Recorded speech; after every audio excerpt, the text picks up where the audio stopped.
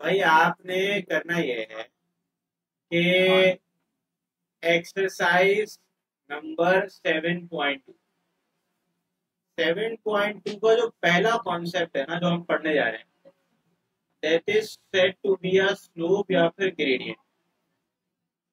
Slope या फिर gradient of a line.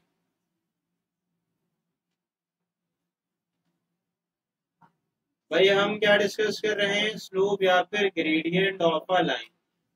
आपने करना है क्या? तो जो भाई अगर आपके पास एक्सेस डिफाइन है, ये वाई एक्सेस है और ये आपके पास एक्स एक्सेस है, सही है। ये चीज आपने यहाँ लिखी हुई। अब आपके पास स्लोप या ग्रेडियंट क्या होता है? भाई अगर एक लाइन मैं बनाता हूँ यहाँ पे, लाइन सेगमेंट, तो लाइन सेगमेंट दो पॉइंट से पास होके जा रहा है। फॉर एग्जाम्पल भाई ये पॉइंट को हम कह देते हैं this will become your x1 comma y1 और ये पॉइंट आपका है x2 कॉमा y2। तो अगर मैं यहाँ आपसे डिस्कस करूँ ना, ये मैं आपको ऑलरेडी बता चुका हूँ कि भाई ये क्या होता है। इसको हम कहते हैं चेंज इन एक्स, यानी कि ये पर्टिकुलर चीज जो है ये आपकी कहलाती है चेंज इन एक्स और ये क्या कहलाता है? Change in Y. Change in X बराबर होता है x2 माइनस x1 के। चेंज इन वाई बराबर होता है y2 माइनस y1 के। अच्छा ये एक लाइन है, लाइन के स्लोप को मैं m से रिप्रेजेंट कर रहा हूँ, सही है। तो ये जो स्लोप है ये किसके बराबर होता है? देखिए भाई, ये जो स्लोप है ये बराबर है change in y over change in x के। Change in y over change in x के इक्वल होगा y2 minus y1 over x2 minus x। भाई स्लोप का मतलब क्या होता है? स्लोप का मतलब होता है चेंज कैलकुलेट करना। जैसे कि आप लोगों ने बहुत सारे चेंज पढ़े हैं, जैसे कि मैं वेलोसिटी की बात करूँ, तो वेलोसिटी हमारे पास क्या होती है? Rate of change of displacement. तो अगर मैं आपसे डिस्कस करूं what do you mean by velocity, तो velocity is rate of change of displacement. तो आपने टाइम के रिस्पेक्ट से देखना होता है कि भाई डिस्प्लेसमेंट में चेंजेस कितनी आ रही हैं, ठीक है। तो वो आपका क्या कहला रही होती है? वेलोसिटी कहलाती है। तो वेलोसिटी की सिंपल मीनिंग है टाइम के रिस्पेक्ट से डिस्प्लेसमेंट में कितना चेंज आया। भाई ये सारी चीजें कैलकुलेट करते हैं, यानी कि देखो एक किसी भी चीज के रिस्पेक्ट से चेंज को देखना स्लोप कहलाता है। लाइन का स्लोप होता है change in Y upon change in x.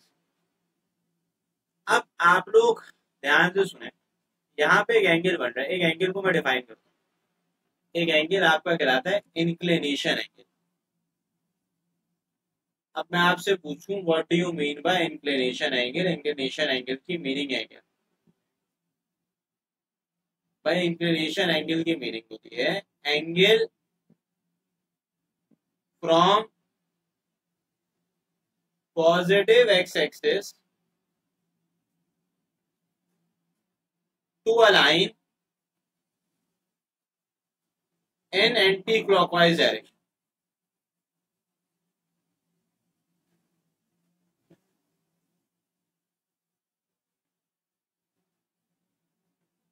भाई अगर हम फॉर एग्जाम्पल यहाँ पे ग्राफ को ड्रॉ करें, अगेन यहाँ पे हम एक लाइन भी बना सकते हैं। ये आपका लाइन आ गया, सही है। तो आप एक सिंपल सा काम कर सकते हैं, वो क्या है? तवज्जो से। भाई यहाँ पे ये बन रहा है एंगल, इस एंगल को हम थीटा आई से रिप्रेजेंट कर सकते हैं। ये थीटा आई जो है ये कहलाता है आपका इंक्लिनेशन एंगल। अच्छा स्लोप जो है ना, स्लोप को या तो आप y2 minus y1 x2 minus x1 से भी रिप्रेजेंट कर सकते हैं, या जो आपका स्लोप है ये बराबर हो सकता है टेंजेंट ऑफ इंक्लिनेशन एंगल। ये दोनों बराबर है। कैसे बराबर है? देखो भाई, अगर मैं आपसे डिस्कस करूँ ना स्लोप कैसे टेंजेंट इंक्लिनेशन एंगल की, एक तो सिंपल सी बात ये है, यहाँ पे भी एंगल क्या बन रहा है? थीटा आई बन रहा है। हॉरिजॉन्टल से याद रखना, एक्स एक्सिस या हॉरिजॉन्टल, ये लाइन क्या हॉरिजॉन्टल है ना। तो मुझे एक बात ये बताओ, ये चेंज इन वाई क्या है? परपेंडिकुलर। ये चेंज इन एक्स क्या है, बेस है ना, तो परपेंडिकुलर अपॉन बेस क्या होता है? अगर मैं आपसे पूछूं परपेंडिकुलर अपॉन बेस क्या होता है, आप बोलेंगे टेंजेंट थीटा, या तभी change in Y upon change in X tangent theta के इक्वल भी है। ये थीटा क्या है, इंक्लिनेशन है। तो स्लोप के अभी दो फॉर्मूला हमने पढ़े, पहला तो y2 minus five one over x2 minus x1, और दूसरा स्लोप किसके बराबर है, टेंजेंट ऑफ इंक्लिनेशन है। अच्छा ठीक है भाई, अब स्लोप के अंदर लाइन का स्लोप ना हमेशा सेम रहता है, यानी कि लाइन पे हमेशा चेंज इन y और चेंज इन x का रेशियो सेम रहता है। ये जो आपको चेंज इन x दिख रहा है ना, ये वाला, इस चेंज इन x का एक और नाम है, इसको आप राइज भी कह सकते हैं। और ये जो चेंज इन y है, इसको आप रन भी कह सकते हैं। तो स्लोप बहुत ओ लेवल्स की बुक में लिखा हुआ होता है, सर उल्टा लिख दिया मैंने, राइज का मतलब तो ये, और इसकी मीनिंग जो है ये रन है। तो slope can be equal to rise over run. ये पहले फॉर्मूला आप लोग याद कर लें, जब एंगल गिवन होगा तो ये वाला फॉर्मूला यूज करेंगे, जब पॉइंट्स गिवन होगा तो ये वाला फॉर्मूला यूज करेंगे। इसी तरीके से नोट करके कुछ अहम बात, पहली बात क्या है वो मैं आपको बताता हूँ, वो ये है कि अगर मैं इसको लिखूं, इफ आपके पास टू लाइन्स आर पैरेलल, भाई अगर दो लाइन आपके पास पैरेलल है, if two lines are parallel then their slopes are equal. तो भाई उनके जो स्लोप है वो बराबर होते हैं अगर दो लाइन पैरेलल है। जैसे कि भाई एक लाइन ये रही दूसरी लाइन, तो अगर ये दोनों लाइन आपके पास पैरेलल है, यानी कि सेम डायरेक्शन में मूव कर रही है, तो ये बात आप याद रखिएगा कि इसमें जो है m1 और m2 क्या होते हैं, सेम होते हैं। यानी कि जो लाइन, इसका स्लोप को m1 कह लेता हूँ, इसको मैं m2 कह लेता हूँ, तो यहाँ पे m1 और m2 क्या हो जाएगा, सेम। अच्छा क्यों सेम होता है, वजह बता देता हूँ। भाई अगर यहाँ पे एक आप हॉरिजॉन्टल लाइन को ड्रॉ करें, तो अगर हम यहाँ पे फॉर एग्जाम्पल एक हॉरिजॉन्टल लाइन ड्रॉ करते हैं, तो सिंपल सी बात ये है, यहाँ से ड्रॉ कर लेते हैं। भाई अगर मैं हॉरिजॉन्टल लाइन ड्रॉ करूँ और इस लाइन को एक्सीड कर दूं, क्योंकि ये मौजूद है, इसको एक्सीड कर देता, तो देखो जो इंक्लिनेशन एंगल यहाँ बन रहा होगा ना, जो यहाँ पे एंगल बन रहा होगा, वही इंक्लिनेशन एंगल यहाँ भी बन रहा होगा, ये दोनों ही बराबर है। तो अगर आपसे पूछे ना कि भाई दो लाइन पैरेलल है, इनके स्लोप बराबर क्यों, आप बोले भाई दो एंगल यहाँ बन रहा है, भाई यहाँ बन रहा है, तो इंक्लिनेशन एंगल सेम। ये कराते हैं, आपको पढ़ाया गया होगा 8 क्लास के अंदर कि अगर दो लाइन पैरेलल होती है, सेम डायरेक्शन में जा रही होती है, तो ये दोनों एंगल बराबर होते हैं, इनको बोलते हैं कॉरस्पॉन्डिंग एंगल। एंगल बराबर होने की वजह से स्लोप बराबर। इसी तरीके से आप ये पूछ सकते हैं कि भाई ये तो पैरेलल की कहानी हो गई, अगर दो लाइन परपेंडिकुलर होगी फिर क्या करें। तो अगर आपके पास दो लाइन परपेंडिकुलर है, हम इसको डिस्कस करते हैं, if two lines are perpendicular,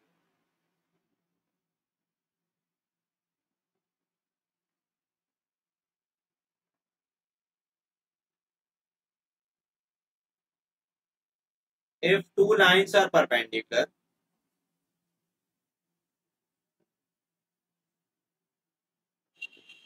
then their slopes are negative reciprocal of each other। अच्छा नेगेटिव रेसिप्रोकल की क्या मीनिंग है, मैं समझाता हूँ। यानी कि देखो इसका मतलब ये होता है कि यहाँ पे आपके पास m1 मल्टीप्लाई बाय m2 जो है वो -1 के इक्वल। भाई अगर दो लाइन पैरेलल है तो m1 मल्टीप्लाई बाय m2 किसके इक्वल है बताओ। इसका क्या मतलब है कि अगर एक लाइन का स्लोप 2/5 आएगा, तो दूसरी लाइन का स्लोप क्या हो जाएगा, -5/2, रेसिप्रोकल हो जाएगा। ऐसा मैं प्रूफ भी करके देख सकते हैं, इसको प्रूफ कैसे करेंगे देखिए। भाई अगर मैं आपसे डिस्कस करूं, दो लाइन परपेंडिकुलर है, फॉर एग्जाम्पल ये रही पहली लाइन, अगर आपके पास ये पहली लाइन ये आ गई, इस लाइन को आप L1 कह रहे हैं, और ये रही दूसरी लाइन, इस दूसरी लाइन को आप L2 बोले। सही है। अब मैं फॉर एग्जाम्पल यहाँ पे हॉरिजॉन्टल लाइन को ड्रॉ करता हूँ, ये हॉरिजॉन्टल लाइन, ये जो एंगल बन रहा होगा इसको आप क्या बोलेंगे, हॉरिजॉन्टल से लाइन की तरफ एंटी क्लॉकवाइज डायरेक्शन वाले एंगल को क्या बोलते हैं, इंक्लिनेशन एंगल बोलते हैं। तो इसको आप बोलेंगे ये हो गया इंक्लिनेशन एंगल। ये लाइन L1 और L2 है परपेंडिकुलर, ये क्या बना हुआ, ये परपेंडिकुलर। परपेंडिकुलर का मतलब ये एंगल कितना आएगा, 90 डिग्री आएगा, ऐसे ही है ना भाई। तो ये एंगल क्या बनेगा, 90 डिग्री बनेगा। अब आपने क्या करना है, आप मुझे एक बात ये बताएं भाई, मैंने यही बोला ना कि यहाँ पे लाइन L2 जो है वो L1 के क्या है, परपेंडिकुलर है। मुझे बताओ ये एंगल थीटा आई है, थीटा आई कहाँ से, ये जो ब्लू लाइन है हॉरिजॉन्टल से लाइन L1 का एंगल, L2 L1 के क्या है, परपेंडिकुलर है। तो मुझे ये एंगल कोई बता सकता है ये एंगल क्या होगा, हॉरिजॉन्टल से लेके लाइन L2 तक का एंगल कितना होगा,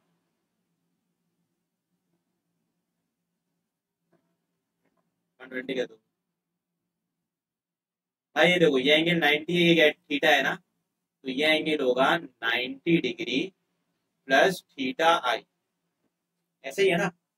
तो मैं अगर आपसे पूछूं M2 किसके इक्वल है, तो आप मुझे बोलेंगे M2 बराबर है टेंजेंट M1 किसके इक्वल, अगर मैं आपसे पूछूं आप बोलेंगे M1 बराबर है टेंजेंट थीटा आई। सही है। M1 किसके बराबर है, टेंजेंट ऑफ थीटा आई के। M2 को इंक्लिनेशन एंगल किसके इक्वल है, tan 90 प्लस थीटा आई। भाई ये देखो ना, ये रेड एंगल जो है वो दूसरे वाली लाइन का इंक्लिनेशन एंगल। अच्छा मुझे एक बात ये बताए, मैंने आप लोग को शायद चैप्टर 10 पढ़ाया था, और चैप्टर 10 में मैंने लिखवाया था tan 90 प्लस थीटा किसके इक्वल होता है, याद है किसी को, किसके equal, reduction formula 10.2 minus cot theta. Second quadrant में tan नेगेटिव होता है। सही है। तो ये चीज बराबर हो जाएगी माइनस कॉट थीटा आई। अच्छा कॉट थीटा किसके इक्वल होता है, 1/, अब ये जो tan थीटा है ये किसके इक्वल है, M1 के इक्वल है भाई। तो M2 किसके बराबर हो गया, -1/M1, और M1 मल्टीप्लाई बाय M2 किसके इक्वल हो जाएगा, -1 के इक्वल हो जाएगा। बात समझ आई। तो भाई ये कंडीशन थी फॉर परपेंडिकुलर लाइन कि M1 मल्टीप्लाई बाय M2 किसके इक्वल हो जाएगा, एक लाइन का स्लोप अगर 2/5 है तो परपेंडिकुलर लाइन का स्लोप क्या हो जाएगा, -5/2। तो भाई ये कहानी थी, ये थ्योरेटिकल बातें मैंने आपको बताई। अच्छा इसी के आगे सारी बुक में आपकी लिखी हुई है, मैंने एक जगह लिखवा दी, एक और चीजें जरूरी है वो भी बताया था। मुझे कोई ये बता सकता है स्लोप ऑफ एक्स एक्सिस क्या होगा, थोड़ा दिमाग लगाओ, स्लोप ऑफ एक्स एक्सिस या स्लोप ऑफ हॉरिजॉन्टल लाइन।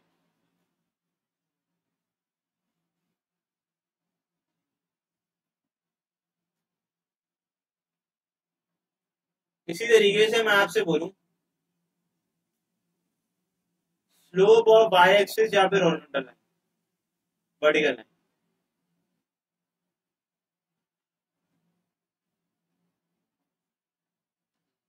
भाई याद रखना ये बात कि स्लोप ऑफ एक्स एक्सिस या स्लोप ऑफ हॉरिजॉन्टल लाइन होता है 0, और वजह क्योंकि हॉरिजॉन्टल से इंक्लिनेशन एंगल 0 बनेगा। तो tan 0 किसके इक्वल होता है? 0 के इक्वल होता है। स्लोप ऑफ वाई एक्सिस या फिर स्लोप ऑफ वर्टिकल लाइन जो है वो इन्फिनिटी के इक्वल होता है। इन्फिनिटी के इक्वल क्यों होता है? क्योंकि इससे जो इंक्लिनेशन एंगल बनता है वो 90 डिग्री बनता है, जबकि इससे जो इंक्लिनेशन एंगल बनता है वो 0। तो tan 0 0 के इक्वल होता है, tan 90 डिग्री इन्फिनिटी के इक्वल होता है। सही है। बस कुछ फॉर्मूला याद कर लो, कुछ पॉइंट्स याद रखो। फॉर्मूला क्या है स्लोप का? y2 minus y1 over x2 minus x1। दो लाइन पैरेलल होती है, उनका स्लोप बराबर होता है। दो लाइन परपेंडिकुलर होती है, उनके स्लोप का प्रोडक्ट -1 के इक्वल। अब रही बात सवाल के, सवाल इंतहाई बच्चों वाले भाई देखें। यहाँ पे क्वेश्चन नंबर 1 देखें। क्वेश्चन नंबर 1 पे लिखा हुआ है find the slope of the line passing through the point. अब अगर मैं इसको देखता हूं तो हमारे पास एक लाइन है प्रेजेंट। यहाँ पे मैं एक लाइन बना देता हूं। ये जो लाइन है ये दो पॉइंट से पास होके जा रही है। अब पहला पॉइंट जो है वो ए है, जो किसके बराबर है? 3,7। और दूसरा पॉइंट किसके इक्वल है? 2,9। इस लाइन के स्लोप को मैं क्या कह लूंगा? m कह लूंगा। तो आप सबसे पहला काम ये करेंगे, आप लिखेंगे let m be the slope of a line है। भाई ये जो m है ये पहली वाली लाइन का स्लोप है, जाहिर है। अच्छा, स्लोप का फॉर्मूला क्या लिखवाया था? अगर दो पॉइंट्स आपको गिवन है तो स्लोप बराबर है y2 minus y1 upon x2 minus x1। सही है। अब आप यहाँ पे पॉइंट ए और बी लिखते हैं। अगर मैं पॉइंट ए आपसे डिस्कस करूं तो वो क्या है? 3,7। पॉइंट बी कितना है? 2,9। पहला वाला पॉइंट ये कहलाएगा x1 y1 और दूसरा वाला पॉइंट। अब यहाँ सुने, अब भाई ये हो जाएगा y2 माइनस y1 यानी कि 9 माइनस 7। और यहाँ क्या आ जाएगा? तो स्लोप कितना आ जाएगा? 2 अपॉन माइनस का 1। तो स्लोप का फॉर्मूला आपके पास क्या आ जाएगा? माइनस का 2। What is the slope of the line? Slope of the line is -2। इंतहाई बच्चों वाला था। अच्छा, इसी तरीके से आप लोग बाकी पार्ट के स्लोप निकाल सकते हैं। पार्ट 3 का मैं बता रहा हूँ। हाँ, लाइन बना के दो पॉइंट इस तरीके से बनाना है। अच्छा, पार्ट नंबर 3 देखो। पार्ट नंबर 3 का स्लोप 0 आ जाएगा। ये 3 माइनस 3 क्या हो जाएगा? 0। 0 अपॉन एनीथिंग इज 0। ये आप लोग कर लीजिएगा। इसको x1 y1 बोलिएगा, इसको x2 y2। ये x1 y1, ये x2 y2, ये x1 y1 और ये x2 y2। आप सुने क्वेश्चन नंबर 2।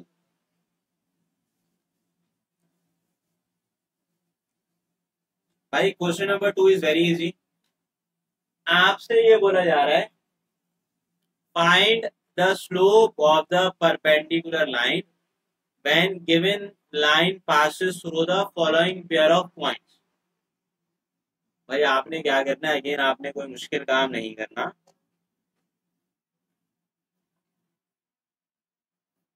भाई एक लाइन है, दो पॉइंट से पास होके जा रही।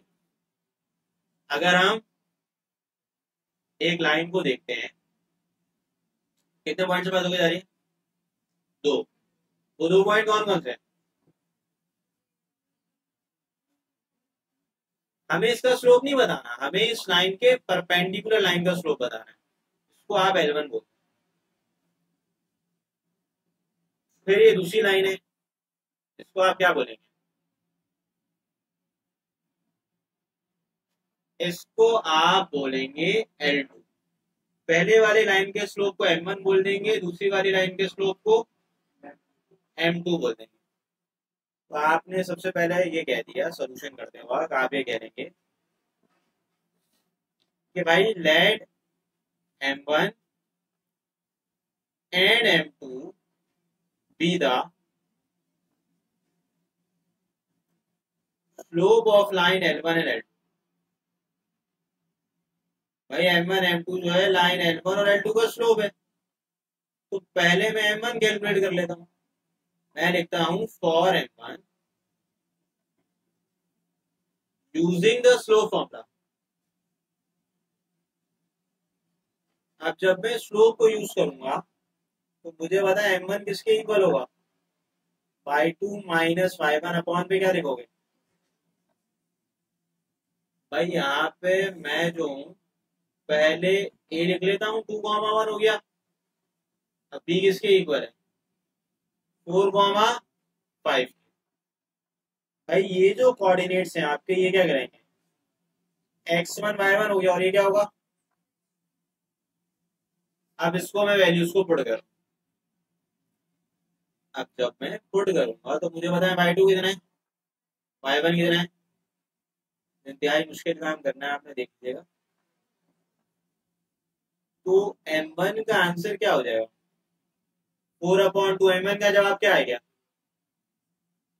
अब आप आगे क्या लिखेंगे, अब आप ये लिखेंगे L2 जो लाइन है डिफाइन की हुई है कि वो पहले लाइन के परपेंडिकुलर है, तो आप लिखेंगे since line L2 is perpendicular to line L1। भाई L2 जो है वो L1 के परपेंडिकुलर है, तो आप ये कह सकते हैं therefore M1 multiply by M2 किसके इक्वल होगा, -1 के। तो अगर मैं M2 निकालूं, M2 किसके इक्वल हो जाएगा, -1/M1 के। तो M2 का आंसर बन जाएगा -1/। तो आप खुद देखें, अगर एक लाइन का स्लोप 2 आ रहा है तो जो उसका नेगेटिव रेसिप्रोकल होगा उसका स्लोप क्या आ जाएगा, -1/2। अगर एक लाइन का स्लोप 2/5 है तो उसकी परपेंडिकुलर लाइन का स्लोप क्या हो जाएगा, -5/2, यानी कि नेगेटिव रेसिप्रोकल। अपने जहन पे ये बात याद रखना है कि अगर एक लाइन का स्लोप 3/5 है तो दूसरी का क्या हो जाएगा, -5/3, अगर वो लाइन क्या है, परपेंडिकुलर है।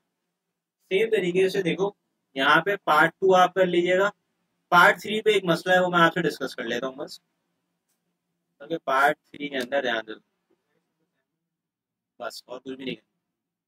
पार्ट 3 अगर देखें हम लोग तो पार्ट 3 पे भी अगेन 2 पॉइंट्स हमें गिवन है।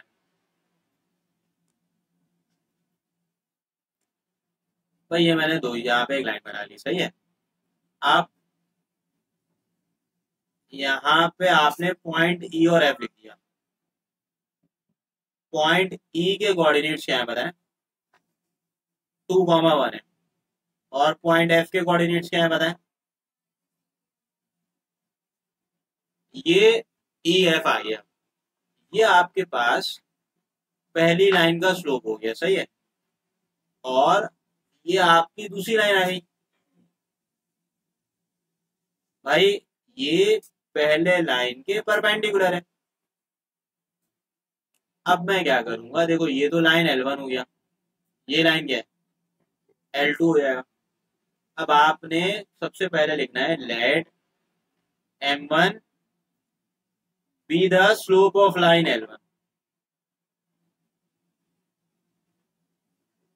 ठीक है। और आप लिखेंगे and M2 be the slope of line L2।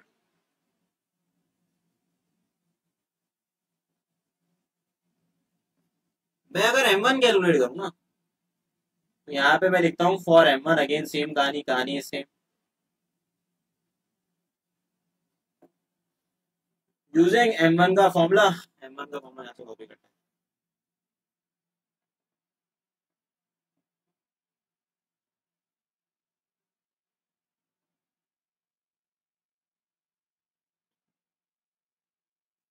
ये M1 आई, सही है।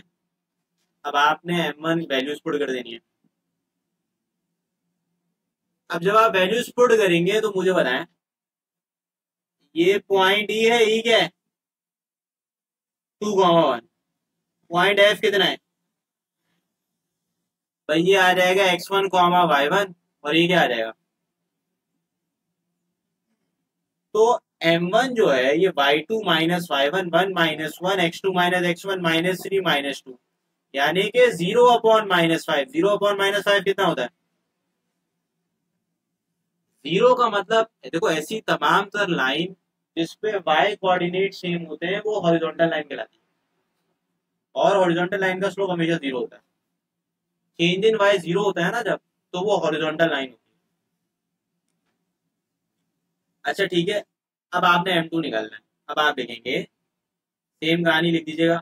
Since line L1 is perpendicular to line L2, यहाँ तक सेम कहानी लिखनी होगी आप।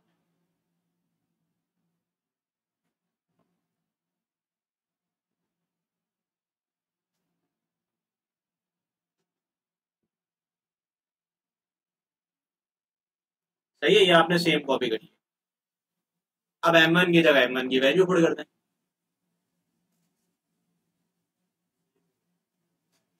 तो M2 क्या आ जाएगा? -1/0। 1/0 कितना होता है? कोई भी नंबर 0 से डिवाइड हो आंसर आता है इंफिनिटी। कोई भी नंबर इंफिनिटी से डिवाइड हो आंसर आता है 0। ठीक है, ये बात याद रखिएगा। कोई भी नंबर 0 से डिवाइड हो आंसर आता है इंफिनिटी।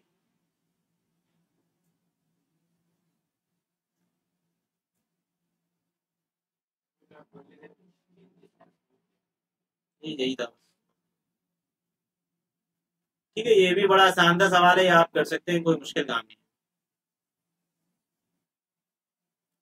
इसके अलावा देखता हूँ कि कोई और कहानी है इसके अंदर। अच्छा, इसके अंदर देखो, इसके अंदर एक मसला आएगा। अगर आप ये वाला पार्ट करोगे ना, ये वाला, तो इसमें एक्स कोऑर्डिनेट सेम है, तो इसके डिनोमिनेटर में 0 आ जाएगा। तो यानी कि इसका M1 इंफिनिटी आएगा, M1 इंफिनिटी आएगा, और M2 1 आएगा, M2 0 आएगा। चलो मैं बता देता हूँ, देखो इसकी ना रिवर्स कहानी होगी। ठीक है, यानी कि इसका इसका M1 क्या आया था? 0, और M2 क्या आया था? इंफिनिटी। उसका M1 इंफिनिटी आएगा और M2 0 आएगा। बस ये कहानी है। क्योंकि उसमें फिर चेंज इन एक्स 0 का मतलब है डिनोमिनेटर में 0 आ जाएगा। ये MCQ से रिकॉर्ड।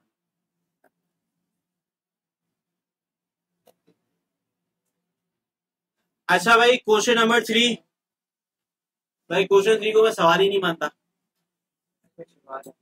भाई देखिए, क्वेश्चन 3 पे क्या लिखा हुआ है?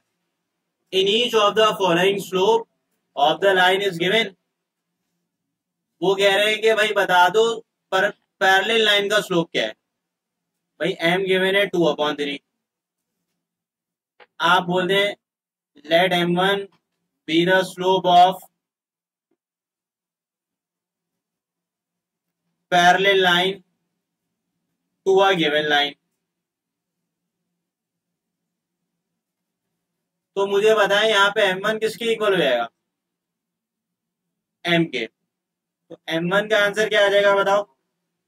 भाई दो लाइन पैरेलल है तो उनके इस लाइन के स्लोप को मैंने कह दिया कि भाई ये M है। पैरेलल लाइन के स्लोप को M1 बोल दिया।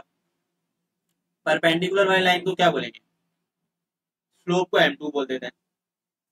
Late M2 be the slope of perpendicular line to a given line, to a given line. अब तवज्जो से सुने, मुझे बताएं ये M मल्टीप्लाई बाय M2 किसके इक्वल हो जाएगा? M2 किसके इक्वल हो जाएगा? तो -1/2/3। तो व्हाट इज योर M2? -3/2। भाई आप इसको वर्बली भी आंसर कर सकते हैं। वो ये है कि अगर एक लाइन का स्लोप है डिफाइन, पैरेलल लाइन का स्लोप सेम ही रहता है, वो 2/3 ही रहेगा। और साथ साथ अगर मैं आपसे डिस्कस करूं, पैरेलल लाइन सेम रहेगा, परपेंडिकुलर लाइन स्लोप रेसिप्रोकल हो जाएगा। हाँ, पैरेलल लाइन का स्लोप क्या होगा? पार्ट 2। अगर M -7/2 है तो पैरेलल लाइन का स्लोप क्या होगा? हाँ मनाई बताओ, पैरेलल लाइन का स्लोप क्या होगा?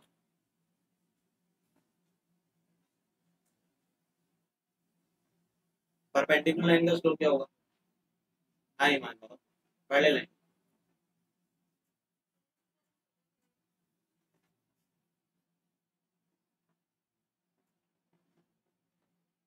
भाई पैरेलल लाइन का याद रखना, पैरेलल लाइन का स्लोप सेम होता है।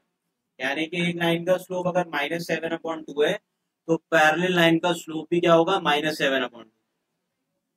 रेसिप्रोकल, परपेंडिकुलर में रेसिप्रोकल। बस ये दो बातें अभी आपने याद रखनी। क्या होता है पैरेलल लाइन पे? स्लोप सेम, परपेंडिकुलर में क्या होता है? रेसिप्रोकल।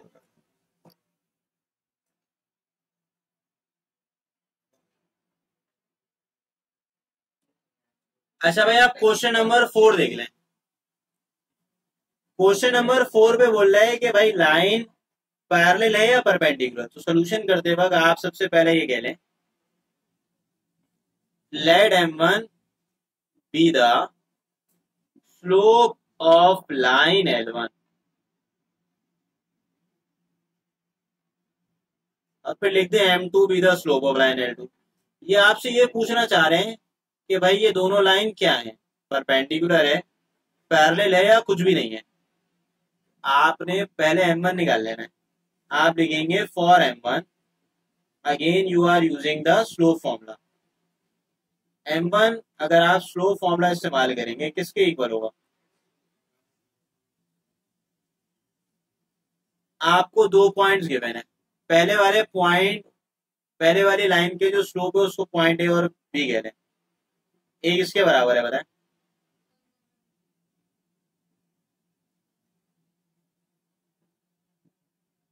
और बी किसके इक्वल है? भाई यहाँ पे आप इसको पुट कर लें, ये क्या होगा बताओ? और ये क्या होगा? भाई अगर मैं M1 को कैलकुलेट करता हूं, y2 कितना है? 1, y2 ये हो जाएगा। x2 कितना है?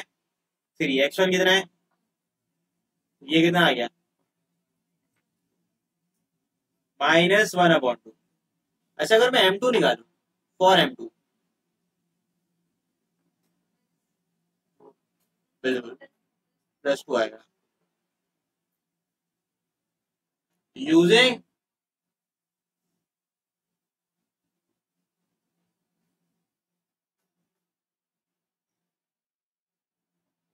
भाई दो पॉइंट्स आपको गिवन है, आगे रेफरेंस दे दें इसको, आप COD कहने में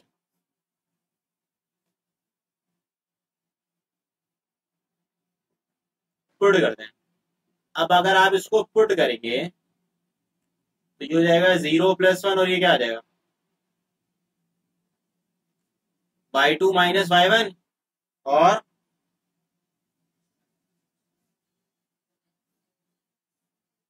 तो M2 क्या आ गया? तो मुझे एक बात का जवाब दे कि ये जो गिवन लाइन है ये पैरेलल है या परपेंडिकुलर है? कुछ भी नहीं है। पैरेलल के लिए स्लोप सेम होना चाहिए, परपेंडिकुलर के लिए रेसिप्रोकल होना चाहिए। ना रेसिप्रोकल है ना सेम है। 1/2 का रेसिप्रोकल क्या होगा? 2 होगा। तो ना ही रेसिप्रोकल हुआ है ना ही सेम है। तो आप ये बोलेंगे, देखो यहाँ पे नीदर का वर्ड भी यूज हुआ है। ये देखें नीदर का मतलब है, तो आप बोलेंगे, यहाँ पे आप लिखें सिंस M1 और M2 बराबर भी नहीं है, और M1 × M2 जो है वो -1 के इक्वल भी नहीं है। दोनों कंडीशन फुलफिल नहीं हुई। ना M1 M2 के बराबर है, ना M1 × M2 -1 के इक्वल है। तो आप बोलेंगे देयरफॉर गिवन लाइन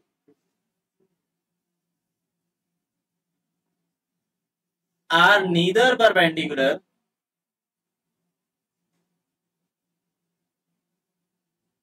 और नॉर, ना परपेंडिकुलर है ना पैरेलल है। सही है भाई। अच्छा एक बार याद रखिएगा, अगर फॉर एग्जांपल M1 का आंसर 0 आ गया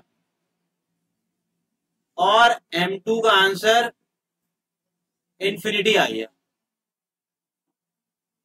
तो फिर याद रखना कि इस केस के अंदर आप ऐसे कर सकते हैं M1 मल्टीप्लाई बाय M2 किसके बराबर हो जाएगा? तो सुन लो तवज्जो से, M1 जीरो हो जाएगा, M2 किसके इक्वल हो जाएगा?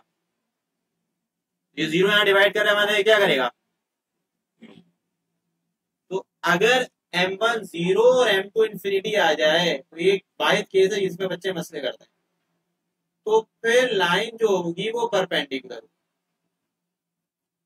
कैसे बता मुझे? भाई M1 मल्टीप्लाई बाय M2 -1 वाली इक्वेशन वेरीफाई होगी। कैसे होगी वेरीफाई? सुन लो।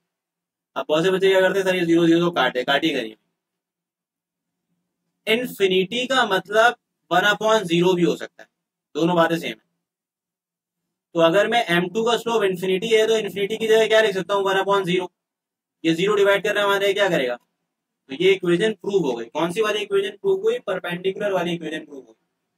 ऐसा कौन सा सवाल है जिसमें ये कहानी होगी? मैं बताया था भाई, जिसमें एक एक्स और वाई कोऑर्डिनेट सेम, इसमें तो सेम नहीं है, इसके अंदर भी सेम नहीं है, इसके अंदर सेम है ना। देखो, एक वाई कोऑर्डिनेट सेम है, वाई कोऑर्डिनेट सेम होने का मतलब है इसका M1 जीरो आ जाएगा।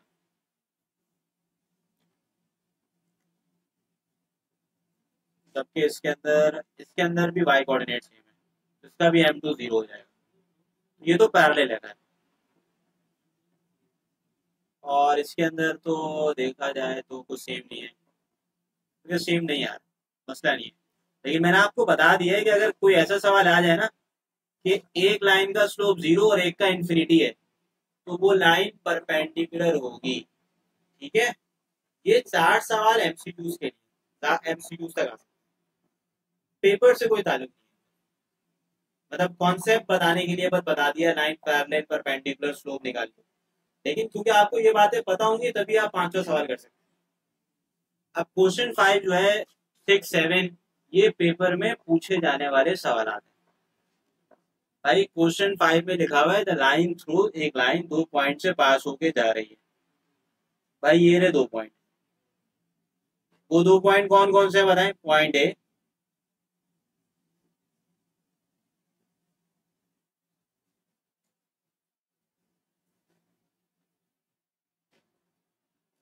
ये जो आपको गिवन है पहली लाइन, वो दूसरे लाइन के है पैरेलल। क्या है?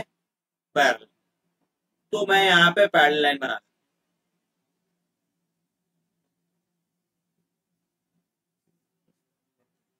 अच्छा जी, तो ये पॉइंट क्या होगा बताएं,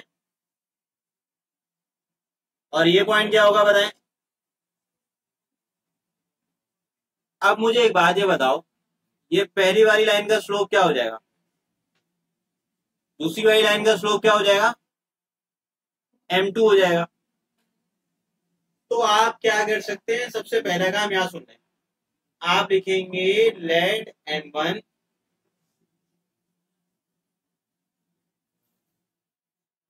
आपने लिख दिया let M1 be the slope of line L1।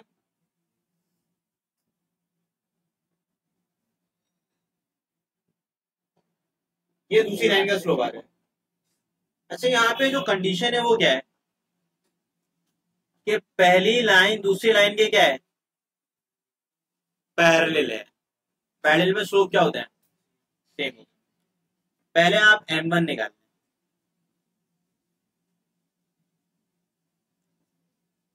M1 लिखने के बाद आप लिखेंगे यूजिंग स्लो फॉर्म।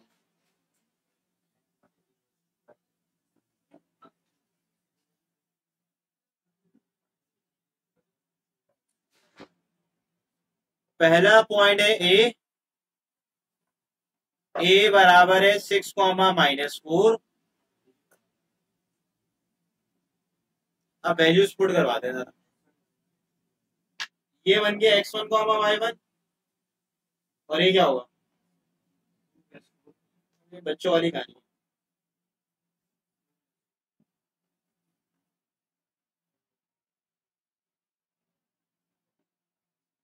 तो M1 कितना आ जाएगा? -2/3। ये M1 आ गया। M1 के बाद अब आप M2 को कैलकुलेट कर लें। M2 पे आप लिखेंगे सिंस वी नो दैट कि भाई M2 किसके इक्वल है? अब आपको 2 पॉइंट्स गिवन है, क्या क्या गिवन है?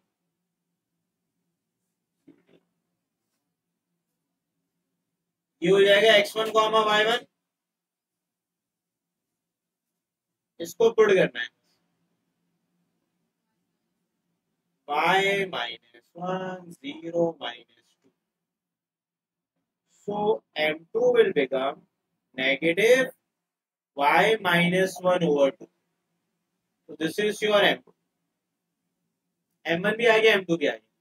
अब y की वैल्यू निकालनी, अब आप ये लिखेंगे कि भाई सिंस लाइन L1 जो है वो किसके पैरेलल है,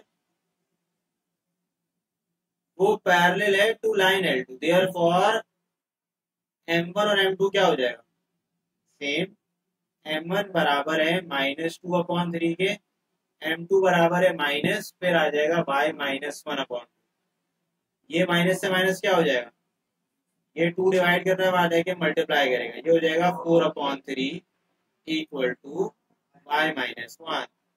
यहाँ से अगर मैं y को करूँ कैलकुलेट तो ये हो जाएगा 4/3 प्लस का 1, तो दिस विल बिकम 7/3, तो y का आंसर क्या आ जाएगा 7/3। बिल्कुल मुश्किल सवाल नहीं है।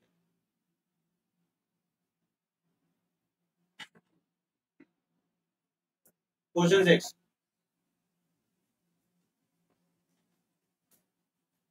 भाई क्वेश्चन 6 को मैं एक्सप्लेन कर देता हूँ, भाई सेम सवाल है, बस पैरेलल की जगह क्या लिख दिया परपेंडिकुलर। पहली लाइन 2 पॉइंट से पास होके जा रही है,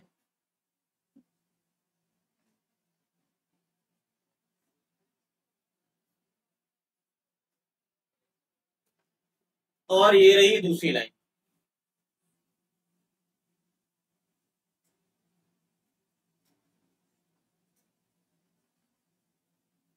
भाई ये भी 2 पॉइंट से पास होके जा रहा है।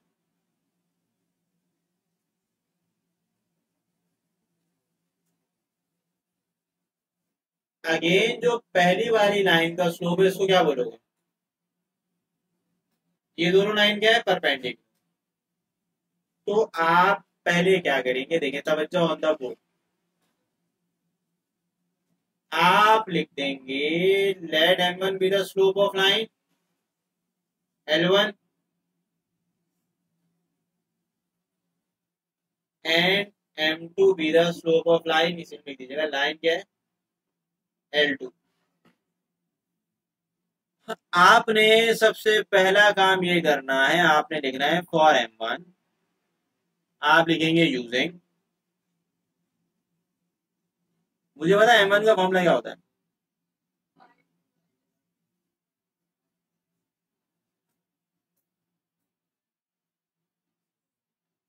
तो 2 पॉइंट है गिवन, मुझे बताओ 2 पॉइंट कौन कौन सा है, ए कितना है और बी,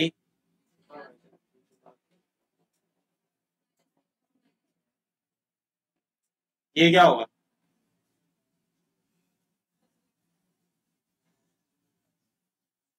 वैल्यूज पुट करें,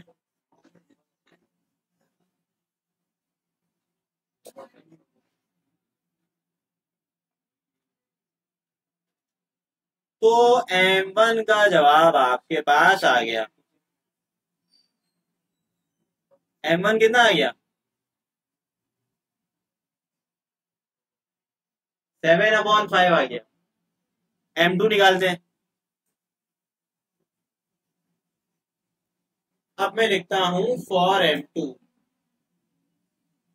M2 के लिए क्या लिखोगे again using the slope formula, तो भाई M2 कितना होगा y2 माइनस y1 ओवर सी और डी निकालना है आपने, सी कितने,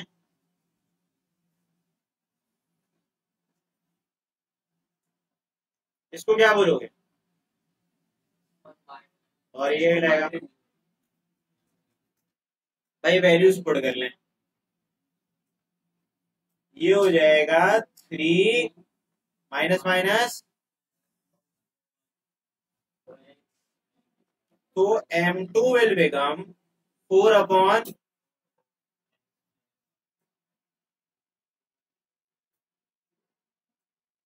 अब आप क्या करेंगे आगे, बहुत आसान काम करेंगे। आप ये लिखेंगे since line L1 is perpendicular to line L2, therefore M1 multiply by M2 किसके इक्वल होगा, M1 किसके इक्वल है, M2 किसके इक्वल है। बस अब क्या खेल रहे हैं आप लोग, 7 कोड का क्या होता है,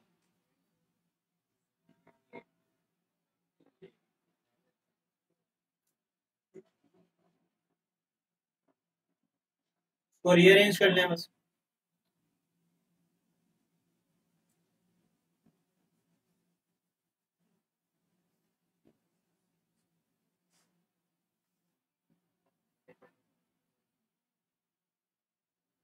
तो ये 8 आ जाएगा, x की वैल्यू क्या आएगी, -8 अपॉन, तो भाई ये आपका जवाब है।